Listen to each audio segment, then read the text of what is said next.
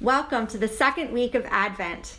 Last week, I told you about our theme for children and youth during this season of waiting. Do not be afraid.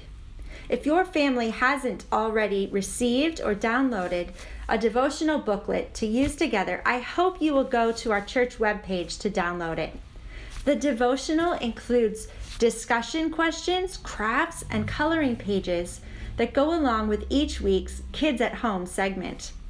If you are in 5th to 12th grades, there is a different devotional booklet that you can use on your own. It is also on the webpage. Remember, if you need the password, just email me, cm@presby.net, and I'll send it to you.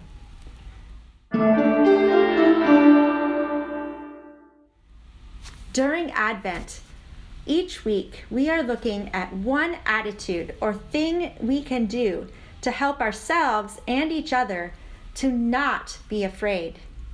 Last week was holding hope. This week is bringing peace. After finding out that she was pregnant with a special child from God, Mary went to spend time with her much older relative, Elizabeth, who was also pregnant. When Elizabeth greeted her, the baby in her belly seemed to recognize his cousin in Mary's belly. Elizabeth told Mary that the baby leapt for joy in her belly. And if you are reading the story, which is in Luke chapter 1, Mary bursts into song. I like to imagine it as if she's in a play or musical and everyone around her joins in the singing. Do you remember back in November, we talked about being a peacemaker in the kingdom of heaven? Do you remember the two different kinds of peace? The Roman peace kept by the military using force, and shalom, the much broader peace in the kingdom of heaven. Shalom is the kind of peace Mary hopes for. She wants her people to be free and to be able to live with dignity.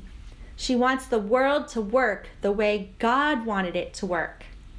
And she is excited because she understands that the baby growing in her belly is going to grow up and somehow help bring that kind of peace into the world. I'm not sure Mary thought we would still be working on that thousands of years later, but we are. When you are young, it might seem impossible to bring that kind of peace. You might think, how can I make a difference? How can I bring peace to anyone? I'm just a kid.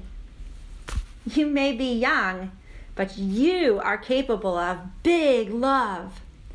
Every time you show even the smallest kindness to someone else, you help them know that they are loved.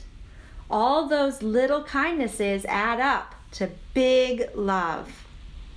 This week, ask your family to read the Week 2 devotional with you and listen for a story about a small kindness that made a big difference to somebody. Then, think of some ways you can show small kindnesses to the people around you. When you do that, you bring shalom, peace to the world a little bit at a time. You are helping yourself and others to not be afraid. I hope you have a wonderful week. Next week, we will talk about how practicing joy helps us to not be afraid. I'll see you then. Bye.